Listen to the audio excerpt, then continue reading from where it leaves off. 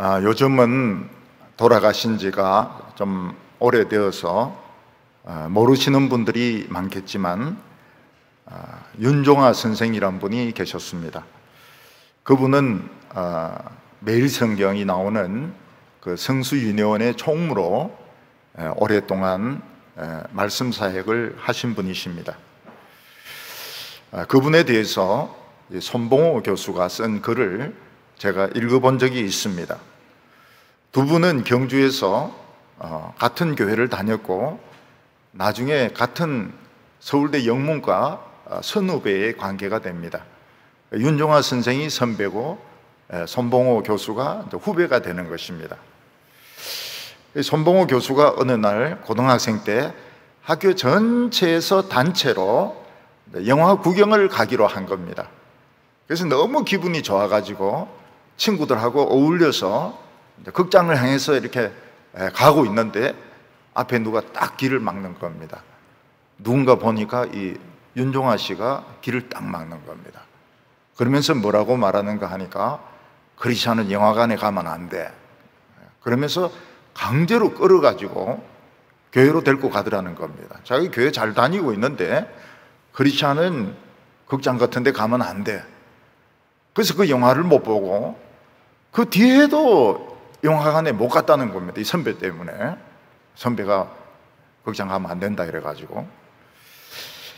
그리고 이분이 이제 제안을 했습니다. 너하고 내하고 서울하고 경주에 있는데 편지를 주고받자. 그런데 편지는 반드시 영어로 써가지고 우리 주고받자. 그래서 그 뒤로 영어로 편지를 써가지고 주고받았다는 것입니다. 손봉호 교수가 나중에 영어 공부하는데 그 영어로 편지 쓴 것이 굉장히 도움이 되더라는 것입니다. 그 선배하고 둘이서 영어로 편지를 주고받은 것이 영어 실력에 굉장히 도움이 되었다고 이야기를 합니다. 그리고 이제 자기는 이제 유학을 많이 다니니까 여자를 만날 기회가 없지 않습니까? 그게 이제 윤종아 씨가 너 언제 들어와서 결혼해라. 뭐 일방적인 겁니다. 일방적으로. 뭐 한번 사람 만나봐라. 이것도 아니고 와서 결혼하라. 하나님도 아니면서. 그래서 자기는 그냥 그 말만 믿고 그냥 들어와서 한 번도 안 만나고 그냥 바로 결혼해버렸다는 겁니다. 지금까지 살고 있대요. 그 여성하고. 그러면서 자기 인생에 이 윤종아 씨가 미친 영향이 참 컸었다. 이런 이야기를 쓴 것을 제가 본 적이 있습니다. 그런데 이 윤종아 선생은 서울대 영문과 다닐 때인지 졸업하고 난 후인지 폐결핵에 걸리게 되었습니다. 그때 이 폐결핵을 치료할 수 있는 곳은 마산의 그 결핵 요양소밖에 없었기 때문에 마산에 가가지고 거기서 몇 년간 요양을 하고 있었습니다. 그때 하나님께서는 영국 선교사인 OMF 선교사 배도선 선교사를 마산에 보낸 겁니다. 그래서 이 배도선 선교사하고 둘이서 같이 만나가지고 성수유니온을 마산에서 만들게 됩니다. 그래서 성수유니온이 제일 먼저 만들어진 곳은 마산입니다. 그리고 한평생 이제 큐티 사역을 하게 됩니다. 이분은 돌아가시는 것도 참 특이하게 돌아가셨는데 은퇴하고 나서 70살에 캐리브해 거기서 스쿠버 이 다이빙 하다가 물속에서 심장마비로 돌아가십니다. 제 아내는 그때까지만 해도 이 스킨스쿠버 다이브에 대해서 막 굉장한 그 꿈을 가지고 있었기 때문에 너무 멋있다. 나도 그렇게 죽었으면 좋겠는데 뭐 이런 이야기를 하기도 했는데 좌우간 물속에서 심장마비로 딱 내하고 20살 차이 납니다. 근데 그래 돌아가셨어요. 한국에서 끝까지 병신도로 계시면서 목사가 안 되고 병신도로 있으면서 큐티 사역을 많이 활발하게 벌렸던 분이시고 성수 유니온의 기초를 세우신 분이기도 합니다. 우리에게 아무리 예수를 잘 믿는다 하더라도 환난이 옵니다. 근데 우리가 왜 이런 환난이 나에게 오는 것일까? 이렇게 생각하지 말고 이걸 믿음으로 잘 받아들이면 이게 축복의 기회가 될 수가 있습니다. 저는 이제 대학원을 다니면서 앞으로 나는 무엇을 하면서 살 것인가? 그걸 생각을 굉장히 많이 했습니다. 그때 하나님의 말씀이 어떤 말씀이 마음에 와닿았는가 하면 무엇을 먹을까, 무엇을 입을까 염려하지 말라. 오직 그 나라와 그 의를 구하라. 그러면 이 모든 것을 더하여 주시리라. 이 말씀이 이제 비일에 딱 꽂혔습니다. 공대 출신의 특징이 뭔가 하면 믿으면 따지지 않고 바로 해버리는 겁니다. 그래서 저는 이 경영학과나 철학과 싫어해요. 왜냐하면 생각을 너무너무 많이 하기 때문에 별로 좋아하지 않습니다. 근데 공대 출신들은 딱 마음에 와닿으면 그냥 바로 그냥 실천해버려요. 그래서 저는 논문도 딱 스톱하고 다니던 직장도 딱 스톱하고 그냥 대학 캠퍼스에 들어가가지고 학생들하고 성경 공부하고 또 캠프에 왔던 청소년들 아파트에 가서 성경 공부하는 일을 했습니다. 그런데 어느 날 우리에게 먹을 것이 아무것도 없는 날이 찾아오게 되었습니다. 애는 배가 고프다고 울다가 이제 잡니다. 애는 배고픈 거하고 자는 거 중에서 자는 게 더 급한 것 같아요. 배고프다가 울다가 애는 이제 잠들었습니다. 그래서 저는 아내에게 물어봤습니다. 나하고 결혼한 거 후회 안 되냐? 이렇게 물어봤습니다. 그랬더니 아내가 후회 안 된다고. 우리가 하나님을 바로 믿고 성경을 바로 알게 됐는데 뭐 때문에 후회를 하느냐? 그렇게 하면서 우리는 지금 살아온 대로 계속 살아가야 된다. 이런 이야기를 하는 겁니다. 거의 여선지자 같은 이야기를 하는 거예요. 늘 이런 이야기를 안 합니다. 늘 이런 이야기는 절대 안 해요. 근데 한 10년에 한 번 정도는 아주 그 성경적인 이야기를 합니다. 근데 이상하게 우리는 조금씩 일용할 양식이 생기기 시작했습니다. 그래서 우리는 7년을 살았습니다. 모르는 사람이 구자에 돈을 조금 넣어주기도 하고 누가 쌀을 조금 사가지고 오기도 하고. 근데 놀라운 것은 그 성경에 대한 비결이라든지 교회에 대한 비결을 그 7년 동안 다 배운 겁니다. 기초부터 다 배운 거예요. 제가 만약 옥하는 목사님 따라가고 손봉호 교수 따라가고 이랬으면 그분들의 것을 카피하는 것밖에 안 되는데 완전히 밑바닥에서부터 7년 동안 정리를 다 한 겁니다. 근데 놀라운 것은 저를 업신여기는 사람은 아무도 없었습니다. 좀 이상하게 보는 사람들은 많았습니다. 그렇지만 업신여기거나 이런 사람 아무도 없었어요. 저렇게 못 살아서 문제지 참 저렇게 사는 것은 참 위대하다. 이렇게 사람들이 이야기를 했습니다. 저는 우리 교회에 오고 15년이 지난 후에 병을 가지게 되었습니다. 근데 사실은 서울에서 10년 사역한 거하고 합치면은 한 25년이 좀 넘는데 한 번도 쉰 적이 없었습니다. 근데 이 병은 굉장히 나를 고통스럽게 했습니다. 그리고 여러 번 목숨을 위태롭게 했습니다. 그때 제 마음에 든 생각이 뭔가 하면 내가 한평생 한 것이 이 성경 가지고 강해 설교하는 것인데 이 강해 설교자의 종말이 이런 식으로 죽는다면 이 너무 처참하다. 그리고 나를 바라보고 지금 강해 설교를 하고 있는 전도사님이나 목사님들이 많이 있을 텐데 그들이 얼마나 이 강해 설교에 대한 불신을 하겠나. 그래서 저는 하나님이 강해 설교자의 최후를 비참하게 하지 않을 거라는 생각을 했습니다. 그래서 계속 설교를 했습니다. 계속 설교를 했습니다. 어떤 때는 침을 맞고 올라와서 설교하기도 하고, 진통제를 먹고 설교하기도 하고, 그때는 이제 2부 예배 때는 설교 오락가락해요. 오락가락. 이게 이 진통제가 이게 아직까지도 다 없어지지 않아가지고, 그래도 막 설교할 때는 행복했습니다. 왜냐하면 성령이 임하시니까 행복했습니다.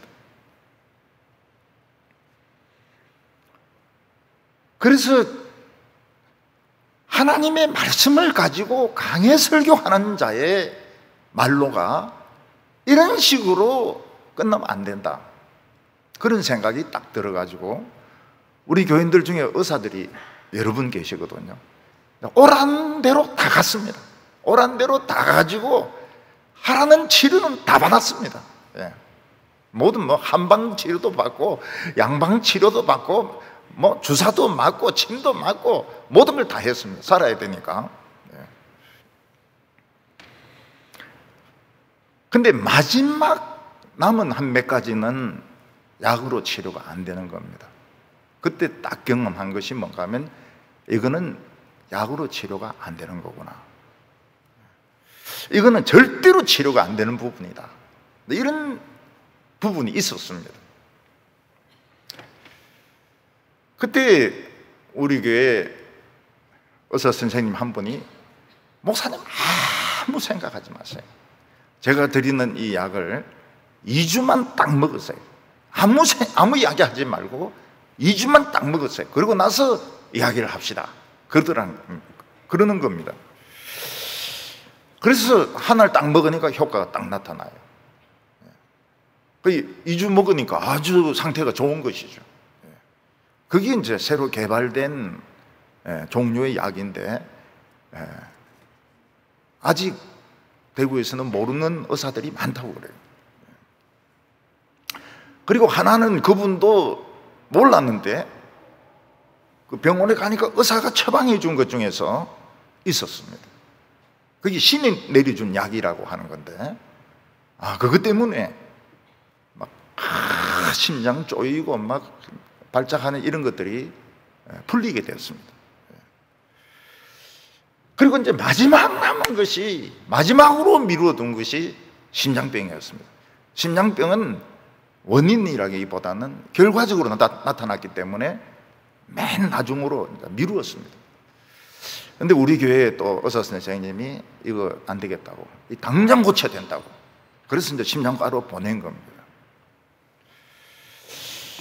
근데 심장은 수술을 해야 되나 아니면 시술을 해야 되나, 근데 이거 가지고 의사도 고민을 굉장히 많이 하는 것 같아요. 결국은 시술하기로 하고 날짜까지 딱 정해놨습니다. 근데 우리 교인들이 얼마나 뜨겁게 기도합니까? 기도하는 가운데 판막이 나와버렸어요.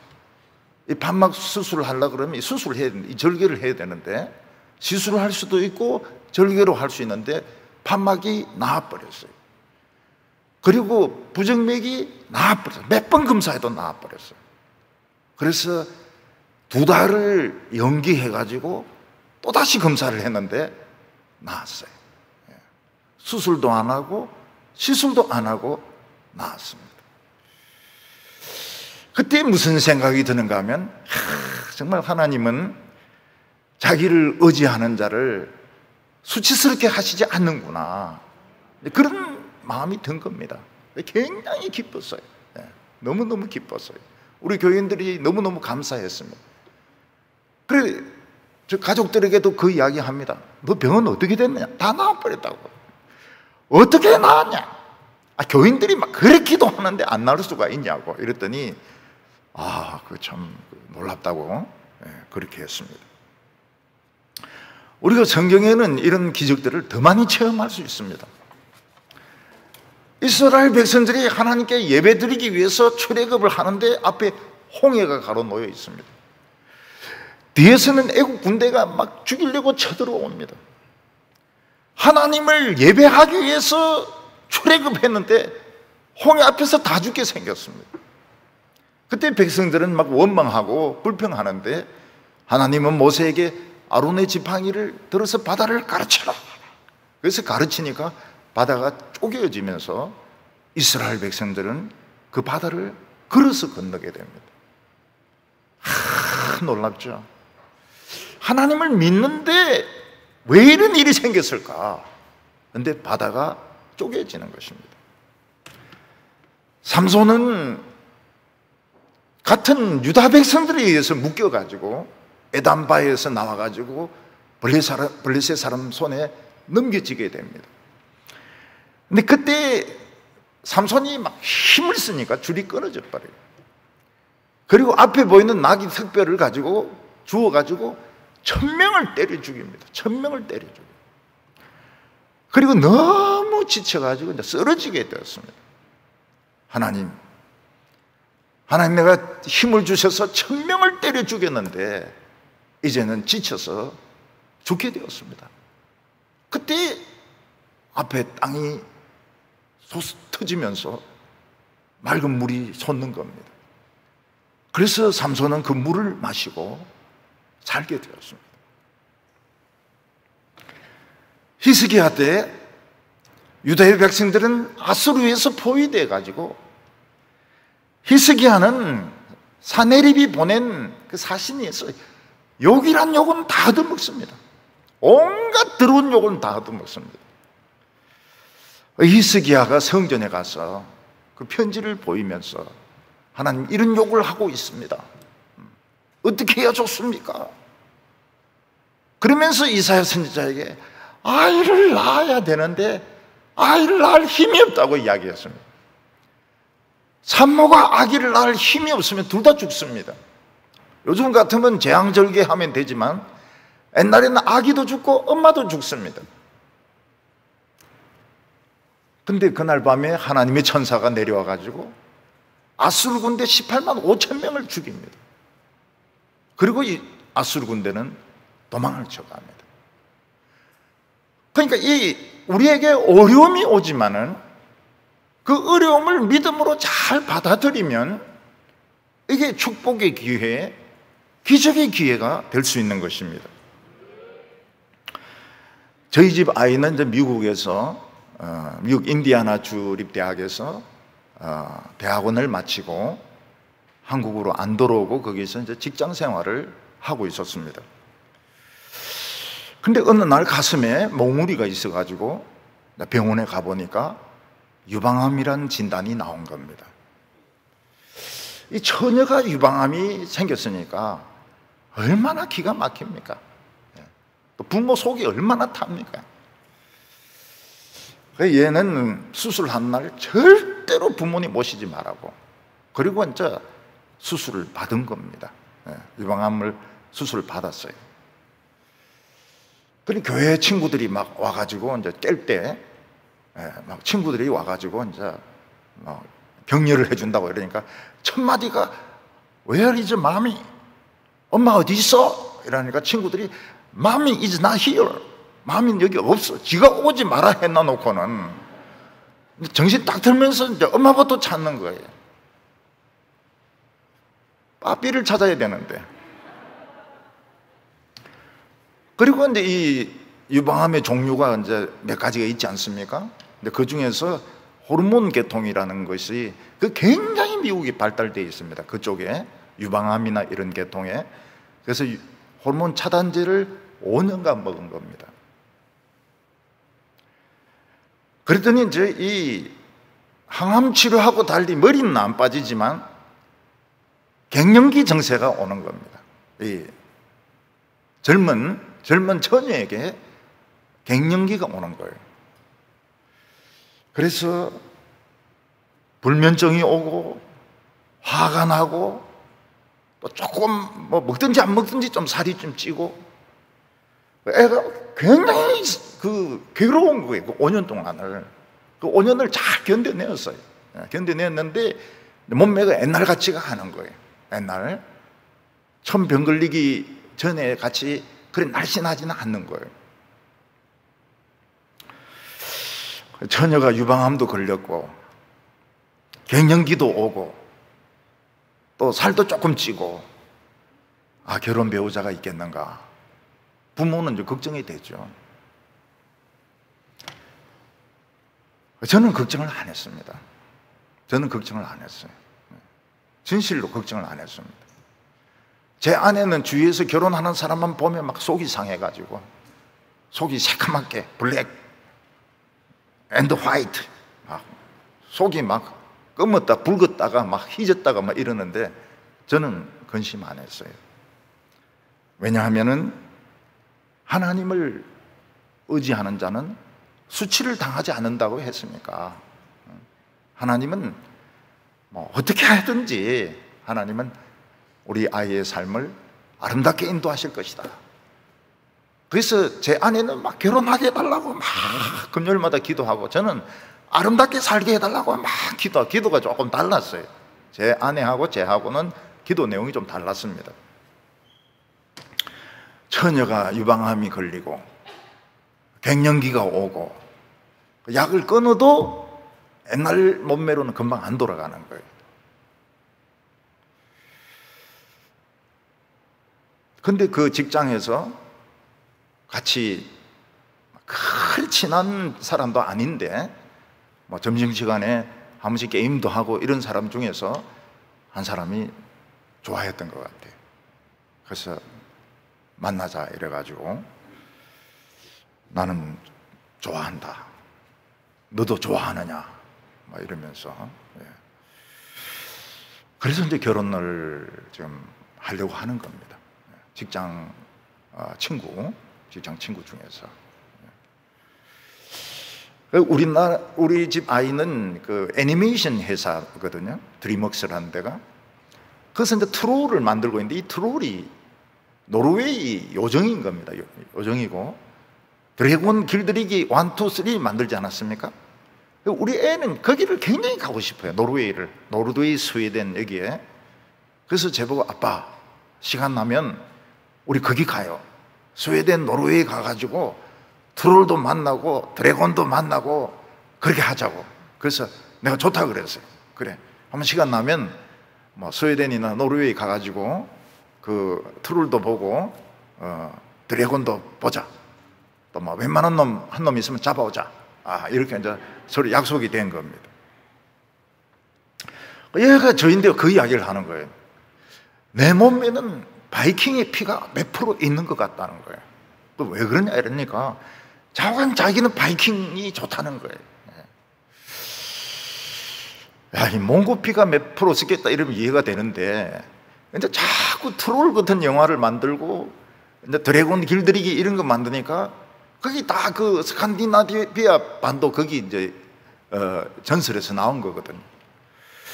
자기는 그 피가 바이킹의 피가 좀 섞인 것 같다고.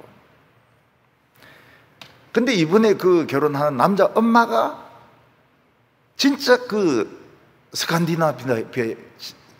스칸디나비아에서 결혼한 여자인 거예요. 자기 남편은 독일인이고.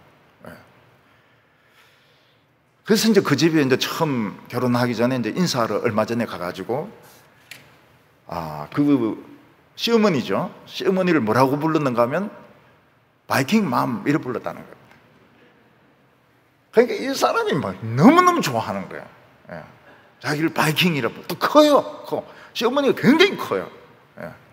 그리고 그 신랑도 굉장히 커요. 굉장히 커요. 키가.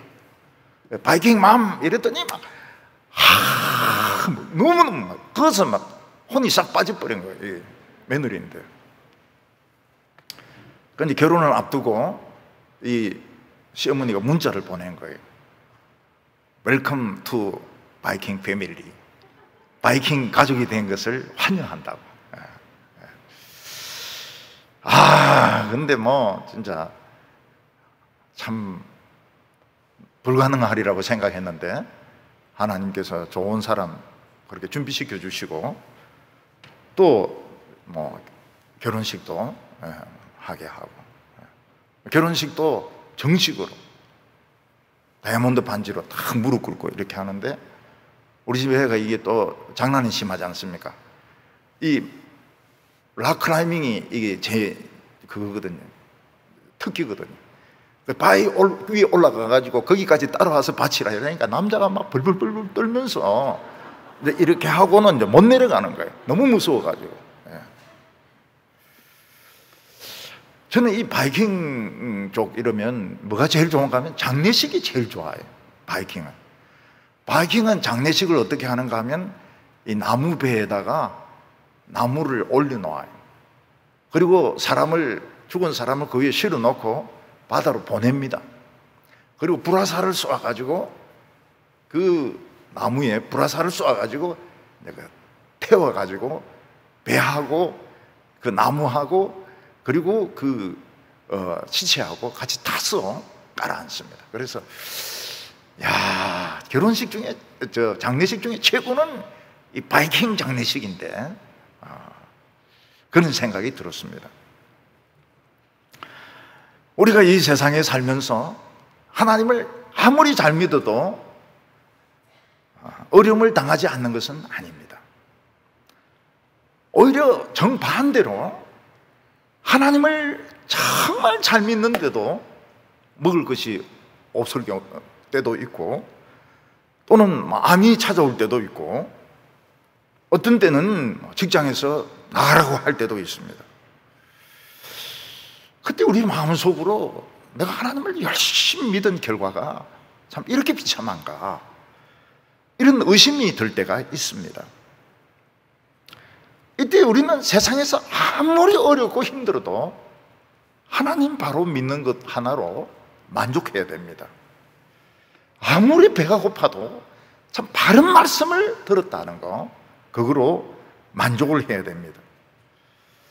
이 세상의 부자들은 돈도 많고 넓은 집에서 살지만은 사실은 삶의 목적을 몰라서 전부 다 방황하고 있습니다. 말을 안 해서 그렇지 물어보면 그 왜 술을 그래 마셔? 방황하니까 술을 마시는 겁니다.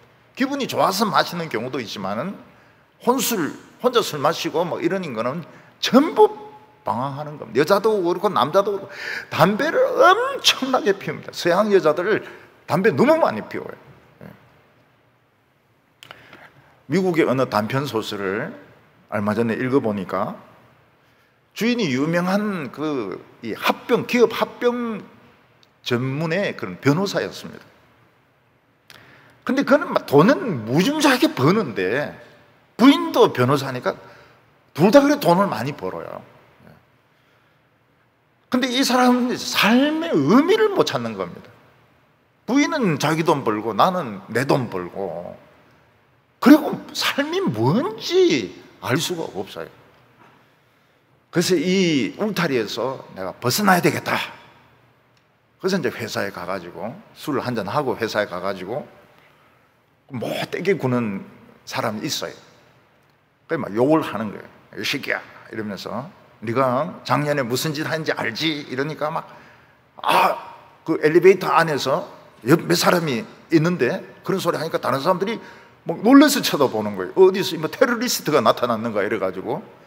그러니까 이제 그 사람이 여러분 걱정하지 마세요. 이 사람은 좀 이상한 사람입니다. 이상해? 그래서 막 따귀를 막 탁 때리가 쓰러뜨려 버린 겁니다. 그리고 이 사람은 이제 엘리베이터에서 내려가 이제 밖에 나와가지고 이제 술을 산 겁니다. 양주를 산 겁니다. 양주 사고 길에서 막 계속 이제 나팔을 불면서 아무데나 가는 거예요. 경찰이 딱 잡아요. 경찰이. 길에서 술 마시는 것은 음주 위반이라는 거예요. 음주 위반이라. 그래서 이 사람이 잡혀가는 체 하면서 경찰을 막 다 뿌리치고 막 골목으로 뛰는 거예요. 골목으로. 근데 놀라운 것은 술을 한 방울도 안 쏟고 들고 뛰었다는 겁니다. 자기가 가야 될 곳이 어딘가. 앞에 보면 여행사가 보이는 거예요. 그래서 여행사가 들어가가지고 세상 끝에 가는 비행기를 끊어달라고 이야기를 한 겁니다. 그랬더니 남아프리카 끊어드릴까요? 이러더라고요. 남아프리카는 좀 골치 아프니까 남아프리카는 말고 딴 데 좀 끊어달라 이러니까 호주에 있는 그 다윈이라는 데가 있는데 그건 이제 사막에 가깝고 그 세상 끝이라고 볼 수 있다고 여행사 직원이 이야기하더라는 겁니다. 그래서 이제 다윈으로 가는 비행기를 끊었어요. 그걸로 가려고, 세상 끝으로 가려고. 그런데 택시를 탔습니다. 그 택시를 딱 타고 운전사가 물어요. 어디로 모실까요? 그러니까 이 사람이 뭐라고 대답하는가 하면, 내가 그걸 묻고 싶습니다. 내가 어디로 가면 됩니까? 자기가 어디로 가야 될지 모르겠다. 땅 끝까지 가는 비행기 표는 지금 끊어놨는데 내 이 택시를 타고 어디로 가야 될지 모르겠다. 그 이야기를 하는 겁니다. 우리가 하나님을 잘 믿어도 정말 상상할 수 없는, 참 창피해서 남에게 말할 수도 없는 그런 어려움이 찾아올 때가 있습니다. 그때 우리는 어떻게 해야 됩니까? 예수님께서는 너희는 무엇을 먹을까, 무엇을 입을까 염려하지 말라고 했습니다. 염려하지 마라. 생각하지 말라는 거예요. 공중에 나는 새를 보라. 들에 피어있는 야생화를 보라. 왜냐하면 하늘을 나는 새와 들에 피어있는 야생화는 다 하나님이 우리에게 쓰신 편지이기 때문입니다. 너희들은 절대로 굶어 죽지 않는다. 너희들의 인생은 비참하게 끝나지 않는다. 그래서 염려하지 말라는 겁니다. 그리고 우리에게 일용할 양식이 생기면 하나님의 능력이 임하고 있는 것입니다. 10년치 양식이 아닙니다. 하루 먹을 양식만 있으면 하나님의 능력은 우리에게 있는 것입니다. 오늘 첫 번째는 엘리사 때 이 선지자의 제자들이 많이 있었다는 사실입니다. 엘리야는 하나님의 일을 하는데 굉장히 고독하게 일을 했던 것 같습니다. 왜냐하면 엘리야 편에 서고 하나님의 편에 선 사람이 아무도 없었습니다. 엘리야는 혼자서 450명의 그 바알 제사장들과 대결을 해야만 했습니다. 그리고 엘리사를 제자로 삼은 뒤에는 여러 곳에서 제자들을 키우기 시작한 것 같아요. 그래서 이제 선지자 제자들이 나타나기 시작합니다. 그리고 이 선지자 제자들은 조금씩 하나님의 말씀을 전하기 시작합니다. 요즘으로 말하면 신학생이고 전도사입니다. 이 사람들이 나름대로 하나님의 영감을 조금씩 받아가지고 하나님의 말씀을 전하기 시작했습니다.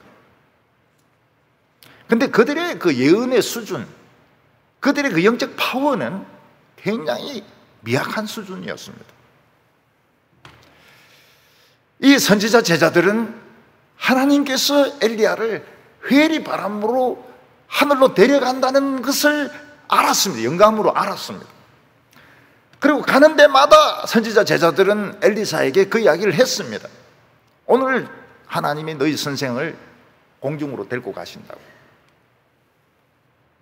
근데 막상 엘리야가 회리 바람을 달려가지고 하늘로 올라가고 난 뒤에 이 선지자 제자들은 이 회리 바람이 공중에 올라가면 힘이 약해지는데 분명히 엘리야는 어디 떨어져서 죽어 있을 거다.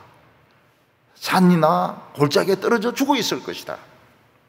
그래서 우리가 엘리야를 찾아가지고 이 장례를 치러줘야 된다고 막 우겼습니다.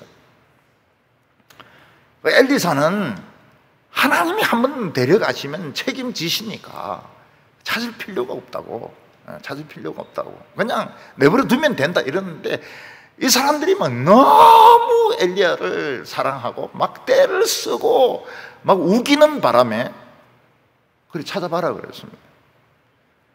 이 선지자 제자들이 한 50명 넘는 사람들이 사흘간을 뒤졌습니다.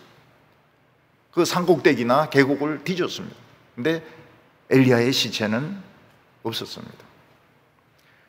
오히려 이들이 엘리야가 하늘로 올라가는 것을 못 믿는 바람에 엘리야가 진짜 하늘로 올라갔다는 게 증명되게 되었습니다. 왜냐하면 그들이 사사시 뒤졌지만은 시체를 발견할 수가 없었기 때문입니다.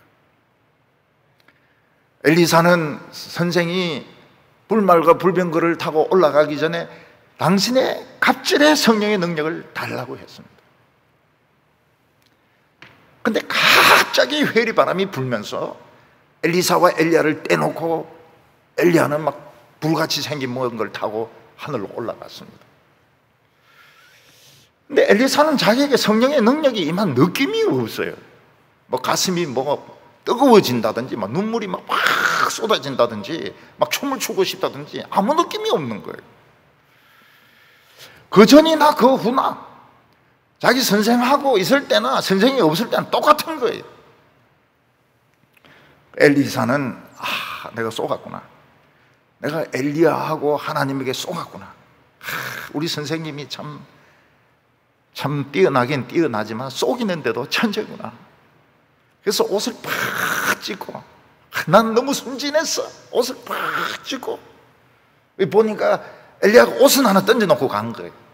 그 옷을 주워다가 요단강에 분풀이를 한다고 막 요단강을 막 때리치면서 엘리야의 하나님은 어디 계십니까? 자기가 참 따지려고 하나님하고 엘리야하고 막 얼마나 거짓말을 잘하는지 막 좀 따지려고 막 이랬더니 요단강이 쫙 갈라지는 겁니다.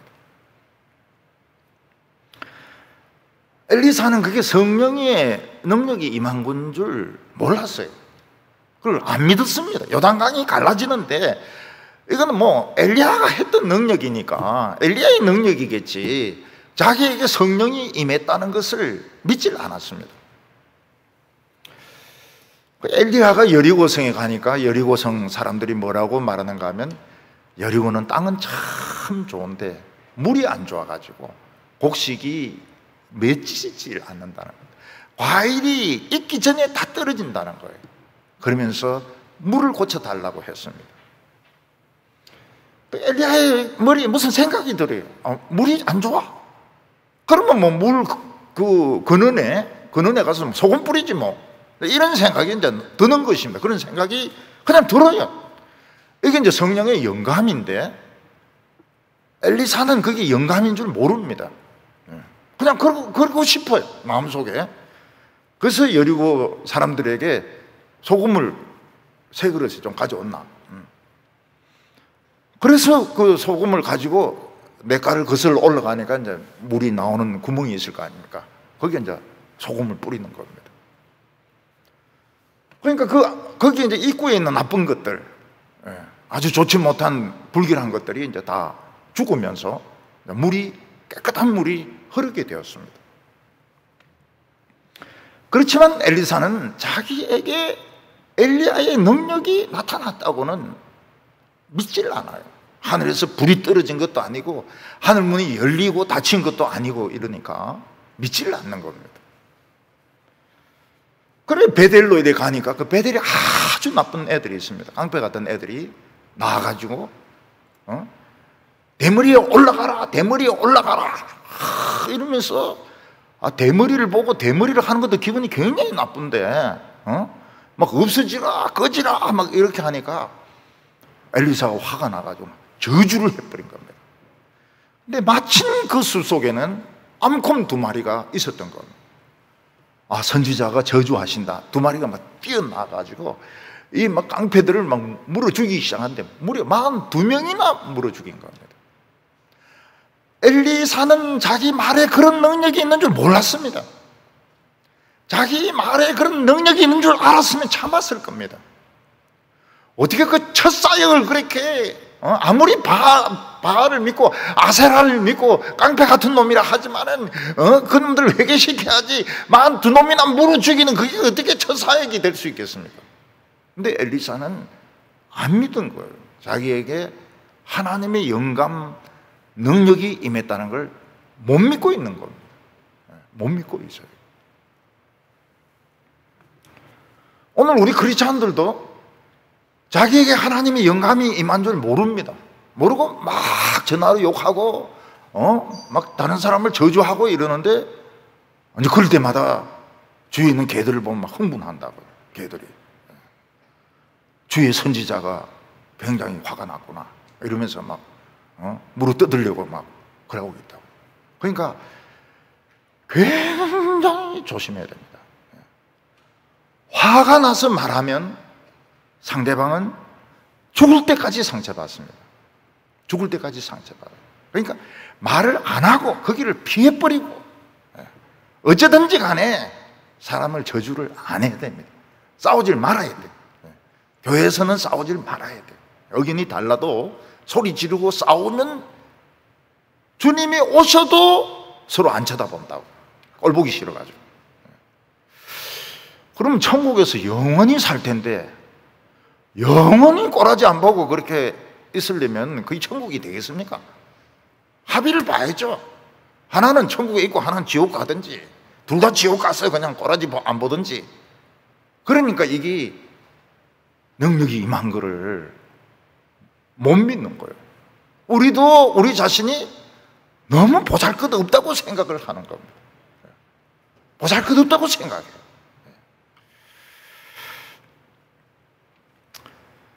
근데 엘리사가 하나님 앞에 기도하면 하나님은 어떻게 응답해 주십니까? 항상 말도 안 되는 걸 가지고 응답해 주시는 겁니다. 상식적으로도 말이 안 되고, 이성적으로도 말이 안 되고, 과학적으로도 말이 안 되고, 너무너무 엉뚱한 식으로 대답을 하는, 그 말을 남에게 전할 수가 없어요. 너무너무 엉터리이기 때문에. 근데 그런 이야기 하면 웃음거리밖에 안 되죠. 조롱거리밖에 안 되죠.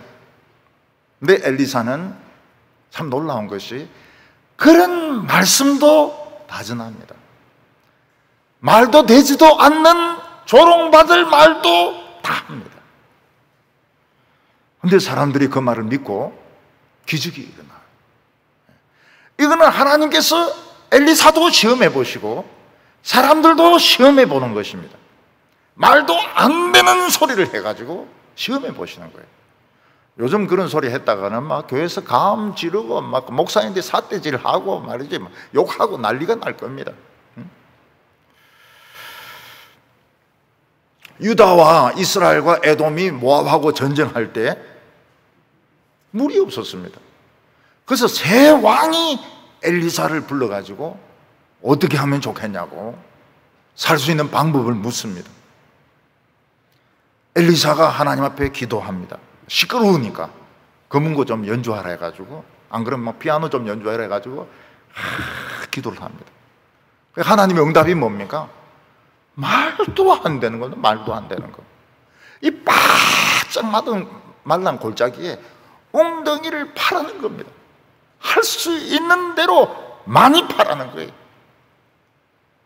할 수 있는 대로 수천 개, 수만 개를 파라는 겁니다. 만약 엉덩이를 팠는데 아무 일도 안 일어나면 얼마나 선지자가 부끄럽겠습니까? 또 하나님이 얼마나 조롱당하겠습니까? 그런데 엘리사의 장점이 뭡니까? 그런 말씀도 그냥 그대로 전하는 겁니다. 말도 안 되는 말을 그냥 그대로 전하는 거예요. 이 계곡에서 엉덩이를 할 수 있는 대로 많이 파세요. 하나라도 더 파세요. 수천 개, 수만 개 파세요. 하나님 어떤 하나님이십니까? 물의 하나님 아닙니까? God over water. 하나님은 물의 하나님 아니십니까? 이스라엘 백성들이 광야에서 목말라 죽을 때 반석을 치니까 생수가 쏟아져 나오지 않았습니다. 하나님은 물의 하나님이십니다. 밤에 산에 어디서 물이 터진 것 같아요. 소리도 없이 물이 싹 내려오면서 파놓은 골짜기마다 그 엉덩이마다 물이 꽉 차는 겁니다. 소리도 없이, 비도 안 왔는데 하나님은 땅에서 물이 지하수가 솟아 올라오게 해가지고 소리도 없이 엉덩이에 물이 다 차게 한 겁니다. 이스라엘 백성들은 그 깨끗한 물을 다 마시고 살고, 모압 족속들은 그게 햇빛에 반사돼가지고 핀 줄 알고, 이스라엘과 유다가 싸운 줄 알고 어슬렁거리면서 왔다가 자기들이 다 죽습니다. 근데 그런 일이 또 일어나요. 하나님은 엘리사에게 말도 안 되는 일을 하게 하십니다. 그것은 하나님은 엘리사의 믿음도 시험해 보시고 또 믿는 자의 믿음도 시험해 보시는 것입니다.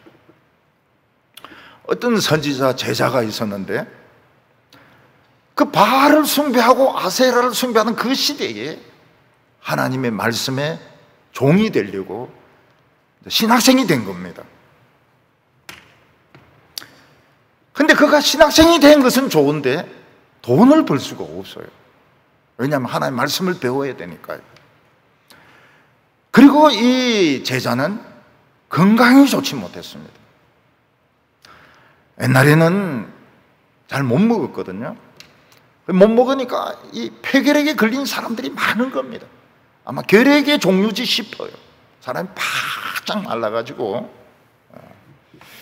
이 사람은 참 병으로 고생하다가 그래도 사람을 살려야 되니까 부인이 가가 외상으로 약을 사오고 외상으로 약을 사오고 또 애들하고 먹어야 되니까 또 빚을 내 가지고 밀가루도 얻어오고 보리도 얻어오고 그렇게 지내다가 남편은 덜컥 죽어버린 겁니다.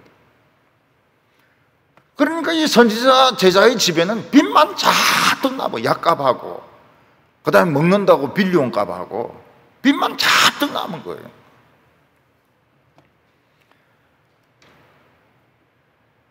그니 채주가 와가지고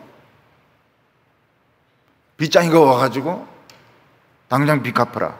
안 그러면 아이들 둘을 종으로 팔겠다. 그러는 겁니다.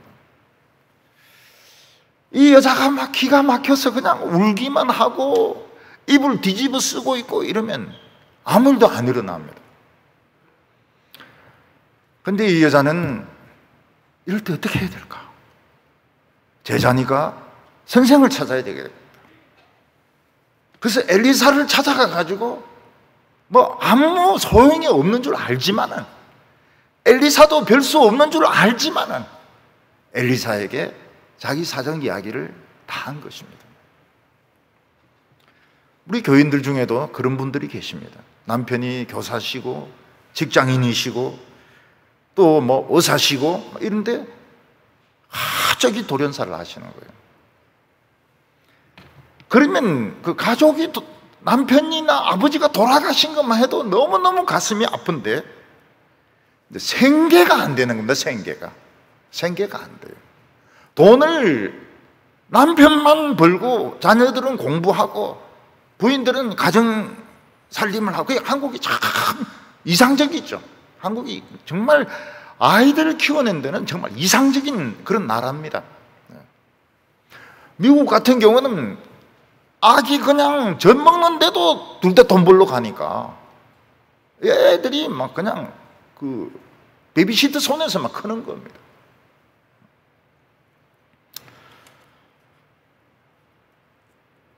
이 여자에게 하나님의 은혜가 임한 것은 별 수 없는 줄 알지만 선지자 앞에 나와서 이야기를 한 겁니다. 말만 하면 죽는 사람이 사는 경우가 많습니다. 특히 요즘 같은 이런 때는 말을 해야 돼. 나는 뛰어내리고 싶다, 아파트에서. 그럼 말을 해야 돼. 그러면 이제 살거든요. 뭐 별 수 없는 것 같지만 살거든요. 지혜로운 분들은 그렇게 하세요. 그 이야기를 합니다. 교육자를 만나가지고 난 아파트에서 뛰내리고 싶다. 그럼 뭐 뛰내리지 말라든지 뛰내리라든지 뭐 무슨 말을 할 거 아닙니까? 같이 뛰내리자 하든지.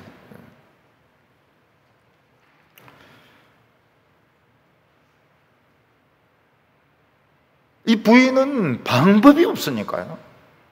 애들 뺏기고 남편 죽고 애들 뺏기고 자기는 종이 돼가지고 빚을 갚으면서 한평생 살다가 죽어야 되니까 비전이 없지 않습니까? 그래서 엘리사에게 와서 자기 사정을 이야기를 한 것입니다. 근데 엘리사가 대답한 것은 역시 엘리사에게는 아무것도 없었어요. 내가 너에게 해줄 수 있는 것이 없다는 것입니다. 내가 너를 도와줄 수 있는 것이 아무것도 없다. 이게 답이었습니다. 엘리사는 가지고 있던 돈, 밭, 소, 종들 남 다 줘버리고 엘리야의 종이 됐는데, 엘리야는 막 그냥 도망가 버리고 지금 완전 지금 빈손이거든. 엘리야도 없거든요.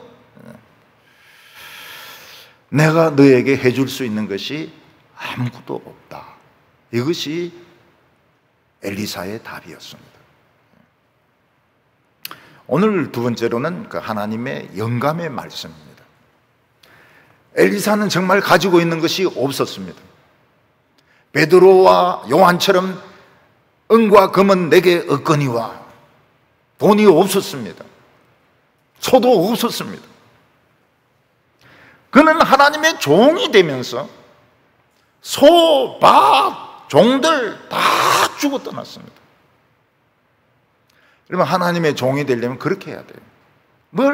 딴 걸 가지고 있으면 안 됩니다. 무슨 사업을 가지고 있다든지 다른 뭘 가지고 있다든지 믿는 구석이 있으면 안 돼요. 그러면 신학은 껍데기로 하는 겁니다. 껍데기 신학입니다. 수박 껍데기 신학입니다. 없어야 돼요. 없어야 돼요. 근데 엘리사는 남들이 모르는 어마어마한 재산을 가지고 있었습니다. 그게 뭔가 하면 시도 때도 없이 생각나는 영감이었습니다. 하나님의 영감. 하나님의 영감. 시도 때도 없이 생각나는 거. 이게 재산이었습니다. 엘리사는 선지자 부인에게 참 안 되긴 안 됐지만 내가 해줄 수 있는 것은 아무것도 없다. 그리고 난 뒤에 영감이 딱 임하는 겁니다. 그냥 생각이 나는 거예요. 무슨 생각이 납니까? 이 여자가 가지고 있는 건 뭐가 있을까? 그런 생각이 나는 겁니다. 하나님은 이제부터는 영감이니까 잘 기억해라 이런 말씀도 없어. 그냥 시도 때도 없이 생각나는데 이 여자가 가진 것이 뭐가 있는지 묻고 싶은 거예요. 그래서 엘리사는 묻습니다. 너가 가진 게 뭐냐? 그게 참 잘 물었습니다. 내가 없는 게 뭐냐? 이래 물었으면 굉장히 많죠. 내가 없는 게 뭐냐? 이렇게 하면 커피 이런 만드는 기계도 없고요, 전기 밥솥도 없고요, 비 올 때 씻는 그 멋진 장화도 없고요. 그런데 있는 게 뭐냐 이래 물으니까 답이 간단한 겁니다. 올리브 기름 한 그릇만 있다는 겁니다. 올리브 기름 한 그릇. 그게 전부입니다. 여기서 우리가 알아야 될 것은 하나님 없는 것 가지고 안 쓰십니다. 없는 것 가지고. 너희인데 없는 것이 뭐냐? 앞으로 저는 영어도 공부할 거고요, 스페인어도 공부할 거고요, 피아노도 공부할 거고요. 없는 것 가지고 안 써요. 지금 너가 할 수 있는 게 뭐냐? 할 수 있는 거요? 기름 그냥 한 그릇밖에 없는데요. 그 외에는 아무것도 없습니다. 곡식이 있으면 기름으로 볶아 먹을 수도 있고, 가루가 있으면 튀겨 먹을 수도 있는데 기름만 딱 한 그릇 있고 아무것도 없는 거예요. 먹을 것도 없는 겁니다. 이때 하나님의 위대한 말씀이 임하기 시작했습니다. 하나님이 이 선지자 제자 부인에게 엘리사를 통해서 무슨 이야기를 합니까? 온 동네를 돌면서 빈 그릇을 빌리라. 적게 빌리지 말고 많이 빌리라는 겁니다. 빌릴 수 있는 그릇은 다 빌리라는 것입니다. 그래서 이 여자는 참 말도 안 되는 이야기 아닙니까? 빈 그릇을 빌렸는데 아무 일 없어서 그냥 돌려주면 이거 얼마나 창피하고 얼마나 참 웃기는 일입니까? 선지자는 또 얼마나 싱거운 사람입니까? 근데 이 여자는 선지자의 말을 무조건 순종합니다. 말도 안 되는 것을 순종합니다. 집집마다 다니면서 지금 안 쓰는 그릇이 있으면 지금 쌓여 있다고, 그 답 좀 빌려달라고. 어디 쓰려고 하냐? 모르겠다고. 그래서 온 동네를 돌면서 빈 그릇은 빈 그릇, 빈 바가지는 빈 바가지, 빈 다라이는 빈 다라이 막 전부 다 보일리가 막 쌓아놓았습니다. 엘리사는 뭐라고 이야기합니까? 그 그릇에다가 그 기름을 부으라는 겁니다. 참 말도 안 되는 말씀이죠. 하나님이 하시는 것은 말도 안 되는 말씀입니다. 근데 이 여자는 그냥 선지자의 말씀이니까 빈 그릇에 막 그 한 그릇 있는 기름을, 알리브 기름을 막 넣습니다. 근데 계속 나오는 거예요. 계속 나와요. 다라이를 갖다 놓으니까 막 다라이에 또 꽉 차는 겁니다. 주전자 갖다 놓으면 주전자에 꽉 차는 겁니다. 뭐 이 항아리 갖다 놓으면 항아리에 막 꽉 차는 겁니다. 이 여인의 집 전체는 기름이었습니다. 기름. 방 전체가 기름이고 다락방도 기름이고 부엌도 기름이고 전부 다 기름천지였습니다. 기름천지. 하나님은 무슨 하나님이십니까? 기름의 하나님이십니다. 기름의 하나님. 하나님은 God of Oil, 기름의 하나님이십니다.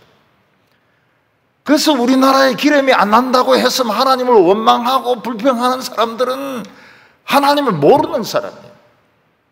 하나님은 올리브 오일의 하나님이신 겁니다. 막 무한정으로 기름이 막 쏟아져 나오는 겁니다. 근데 아들이 뭐라고 말한다? 그릇이 없습니다. 빈 그릇이 없습니다 하는 순간 딱 기름이 끝나는 거예요. 더 이상 기름이 안 나와요. 하나님께서는 이 여인에게 기름을 부을 때 문을 닫고 부으라고 했습니다. 하나님은 이 기적의 현장을 다른 사람에게 보여주는 것이 싫었던 것입니다. 이 기적의 이 현장은 믿는 사람만 봐야 되는 겁니다. 어려움 당하고 고통 당한 사람만 봐야 되는 겁니다. 그래서 그 부인과 두 아들만 그 현장을 보았던 것입니다. 다른 것은 문 열어놓고 해도 되는데 기적이 일어날 때는 문을 닫아야 됩니다. 기도할 때도 골방에서 문을 닫고 기도하라 그랬습니다. 오늘 세 번째로 하나님께서 이 여인의 어려움을 해결해 주신 것입니다. 이 여인은 빚이 많은 여인이었습니다. 자기 사정을 선지자인데 이야기했지만 선지자는 도울 길이 없다고 말을 해놓고는 말도 안 되는 소리를 합니다. 그냥 빈 그릇을 다 있는 대로 동네에 있는 빈 그릇을 다 빌려와가지고 문을 닫으라는 겁니다. 근데 말도 안 되는 그 말씀에 순종하니까 그릇마다 기름이 꽉 찼습니다. 이 올리브 기름이 품질 차이가 많다고 그래요. 품질 차이가 많은데 최고의 올리브 기름은 올리브를 딴 지 24시간 안에 짠 것이 이게 품질이 좋다고 그래요. 그리고 큰 병보다는 작은 병이 이게 좋은 거라 그래요. 큰 거는 아무래도 오래 쓰니까 이게 아마 산패 현상이 일어나는 것 같아요. 작은 거 250ml 이런 거 500ml 이 정도 되면 벌써 안 좋다고 그래요. 그래서 올리브 살 때 작은 거 사세요. 비싼 거 사고 짠지 24시간 안으로 짜고.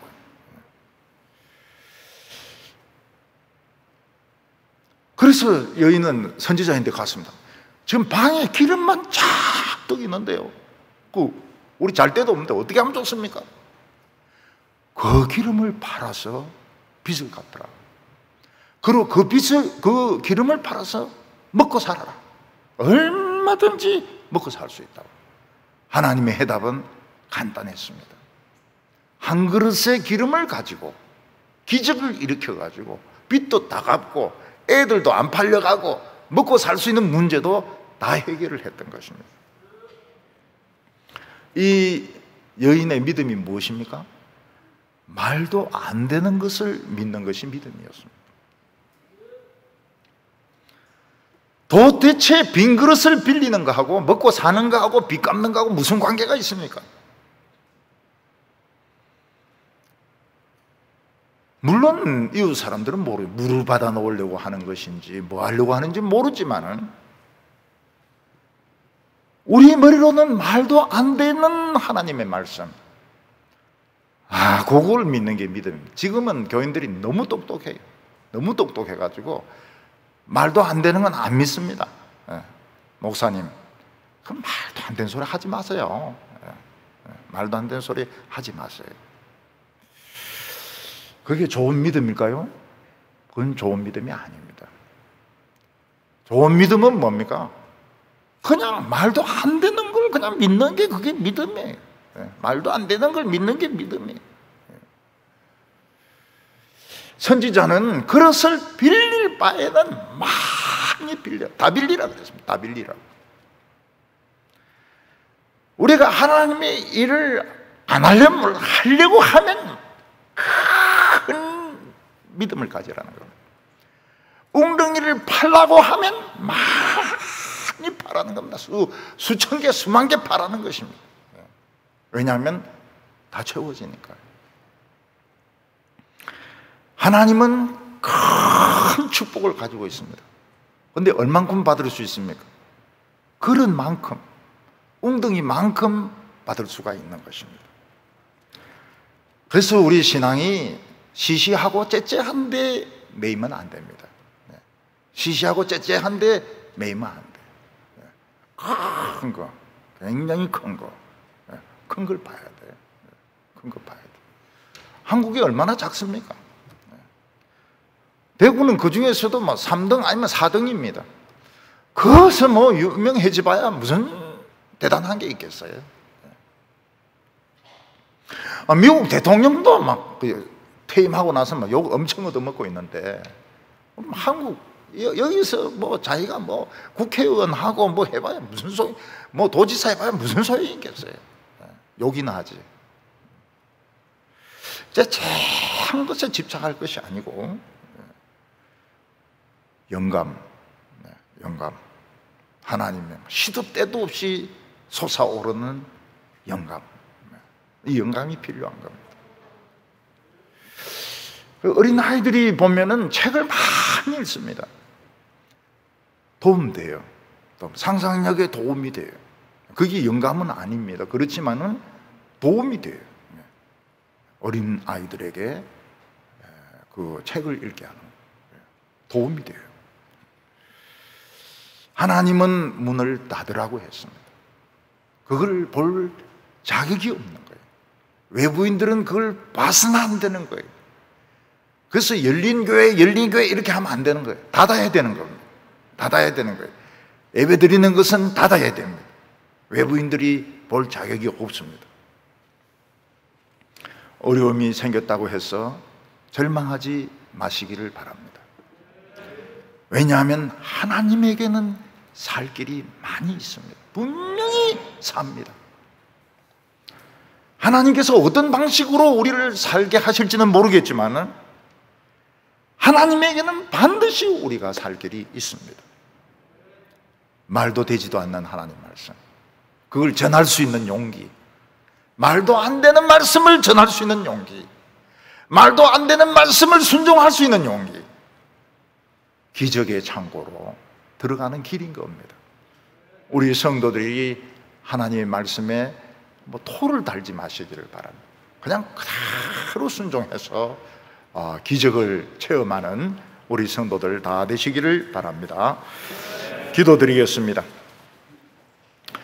거룩하신 하나님 아버지, 참 우리의 믿음을 달아보시기 위하여 선지자 엘리사에게도 말도 안 되는 말씀을 하시고 또 백성들에게도 말도 안 되는 말씀을 하시고 그 말씀에 순종했을 때 어마어마한 기적이 나타나게 하셨습니다. 오늘도 저희들이 하나님을 신뢰하게 하여 주시옵시고 하나님의 말씀에 순종할 수 있는 저희들 되게 하여 주시옵소서. 무엇을 먹을까, 무엇을 입을까, 우리의 미래가 어떻게 될 것인가 염려하지 말게 하여 주시옵소서. 예수님의 이름으로 기도하옵나이다. 아멘.